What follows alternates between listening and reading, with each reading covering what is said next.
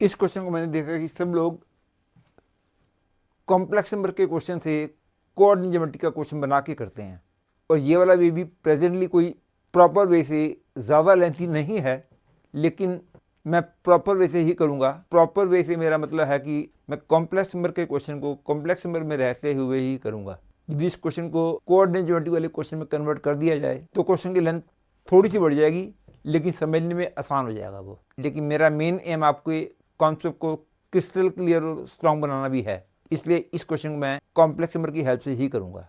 इसमें जो सबसे बड़ा कॉन्सेप्ट यूज होगा कि यदि किसी लाइन की complex equation A z bar plus a bar z plus b equal 0 है तो उसको ग्राफ पेपर में ड्रा कैसे करते हैं without converting that equation into Cartesian form. ये वाला कॉन्सेप्ट बहुत ही अच्छा कॉन्सेप्ट है, you should remember this concept. जब मैं क्वेश्चन करूंगा तो मेरी बात आपको क्लियर हो जाएगी। पहले मैं क्वेश्चन पढ़ देता हूं। इस क्वेश्चन में कहा गया है C is a set of all complex numbers and S1 is a set of those complex numbers which satisfy this condition. S2 is a set of those complex numbers which satisfy this condition. Then the maximum value of this for z belonging to S1 intersection S2 is equal to, you have to find the correct choice. ये तो आपको पता ही होगा कि mod of z minus z0 less than equal to r, this inequation represent a disk with fx of center z0 and radius r।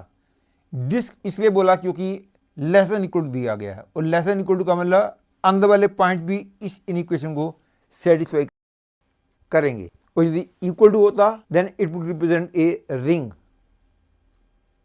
उसके graph में ये सारे पॉइंट्स आ जाएंगे। वैसे बात आपको पता ही होगी। दूसरी बात ये याद रख लो कि एक complex equation in the form of a z bar plus a bar z plus b equal 0 always represent a straight line if b is real number। वैसे जस्ट फॉर नॉलेज बता दूं कि इसका कॉम्प्लेक्स स्लोप माइनस ए upon ए बार होता है। Present question में मेरे को कॉम्प्लेक्स स्लोप की जरूरत नहीं है, लेकिन you must know the meaning of the word complex slope. ध्यान रहे, complex slope is not same as slope. Complex slope is different from slope. हाँ, you can take it as similar to slope. जैसे कि कोई line positive direction of X X के साथ यदि theta angle बनाती है तो उसका स्लोप tan थीटा होता है। सिमिलरली यदि कोई line positive direction of X X के साथ थीटा एंगल बनाती है तो उसका complex slope cos 2 theta plus i sine 2 theta होता है। पूरी डिटेल के लिए आपको मेरा जेई लेवल का कॉम्प्लेक्स नंबर का वीडियो लेक्चर देखना होगा। और जब मेरे को ये पता चल चुका है कि ये एक लाइन है और हमने यदि इसका ग्राफ ड्रा करना हो, जैसा कि कोऑर्डिनेट ज्योमेट्री में हम कोई लाइन की इक्वेशन दे रखी हो और हमने लाइन का ग्राफ ड्रा करना हो, तो पहले हम पता लगाते हैं कि लाइन एक्स एक्स को कहाँ कट करती है, उसके लिए वाई को 0 पुट करते हैं। फिर पता लगा लाइन वाई एक्स को कहाँ कट करती है, इसके लिए हम एक्स को 0 पुट करते हैं और दोनों पॉइंट्स को ज्वाइन कर देते हैं तो हमको लाइन की इक्वेशन मिल जाती है। सिमिलरली इन कॉम्प्लेक्स नंबर्स यदि किसी लाइन की कॉम्प्लेक्स इक्वेशन पता हो और हमने पता लगाना हो लाइन एक्स एक्स को कहाँ कट करती है, उसके लिए लाइन के कॉम्प्लेक्स इक्वेशन के अंदर जेड बार की जगह जेड कर दो और जो जेड की वैल्यू आएगी that will give you the complex number where the line cuts x axis. Similarly line y axis को कहाँ कट करती है, इसके लिए जेड बार की जगह माइनस जेड कर दो, तब जो जेड की वैल्यू आएगी that will give you the point with the line cuts y axis. और इसी बात को मैं क्वेश्चन में यूज करूंगा। पहली बात तो मैं इसको इक्वलिटी में कन्वर्ट कर लेता हूँ, that is I write it as z into 1 plus i plus z bar into 1 minus i equal to 4। And now to draw the graph of this, जैसे कि मैंने बताया था कि ये लाइन एक्स एक्सिस को कहाँ कट करती है, इसके लिए जेड बार को हम जेड कर देते हैं तो I get z into 2 is equal to 4, that is z is equal to 2। मतलब ये लाइन एक्स एक्सिस को 2 0 पे कट करती है। अब ये लाइन वाई एक्सिस को कहाँ कट करती है, इसके लिए जेड बार को माइनस जेड कर देते हैं तो I get z into 1 plus i minus z into 1 minus i equal to 4, that is 2z i equal to 4, that is z equal to minus 2i. That is the graph will be 2 is somewhere here -2i somewhere here, ये हो गया graph. और क्योंकि actually inequality थी इसलिए shading portion भी आएगा, और शेडिंग किस तरफ आएगी इसके लिए हम ओरिजिन की हेल्प लेते हैं। Clearly origin this does not satisfy this, therefore shading will be on other side, that is this.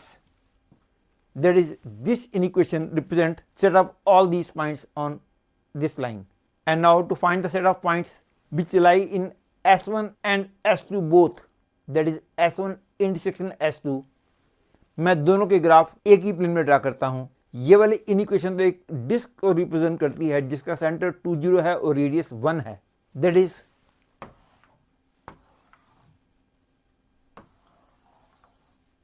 radius 1, that is all these points, center is 20, radius is 1। अंदर वाले सारे पॉइंट्स इस इनिक्वेशन को satisfy करते हैं। और जब मैं दोनों के ग्राफ को एक ही प्लेन में ड्रा करूंगा, the graph will be this is the combined graph of set of points of S1 and S2। Clearly जो पॉइंट S1 इंटरसेक्शन S2 में होंगे, दैट इज इस लाइन के इस तरफ भी होंगे और सर्कल के अंदर भी होंगे, वो वाले पॉइंट्स क्लियरली ये वाले हैं, ये वाले हैं। और अब इसकी मैक्सिमम वैल्यू निकालने का मतलब हमने पता लगाना है कि z का 5/2 से मैक्सिमम डिस्टेंस का स्क्वायर क्या है। z is any point in this region, clearly 5/2 will be somewhere here, क्योंकि इसका सेंटर 20 है, रेडियस 1 है, ऑब्वियसली ये वाला पॉइंट 30 होगा, तो 5/2 लगभग यहां कहीं होगा। अब इन सारे पॉइंटों में से इस पॉइंट से मैक्सिमम डिस्टेंस पे जो पॉइंट होगा वो ये वाला है, तो ये जो पॉइंट है यहां से मैक्सिमम डिस्टेंस पे है, तो ये डिस्टेंस जो होगा that is the maximum value of this, और उसका स्क्वायर करेंगे तो हमको आंसर मिल जाएगा। And now to find the distance C D, या तो मैं ऐसे कर सकता हूं कि डी पॉइंट के पैरामीट्रिक कोऑर्डिनेट यूज कर लूं, लेकिन better way will be using cosine formula to find the distance C D. Clearly ये वाला एंगल जो है वो 135 है, क्योंकि ये वाला एंगल 45 डिग्री है, क्योंकि ये वाला एंगल 45 डिग्री है, क्योंकि ये डिस्टेंस भी 2 है और ये डिस्टेंस भी 2 है, इसलिए ये वाला एंगल 135 डिग्री हो गया।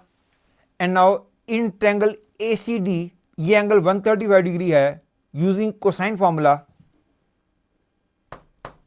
CD square is AD square plus AC square minus 2 into AD into AC into cos 135, that is minus 1/√2,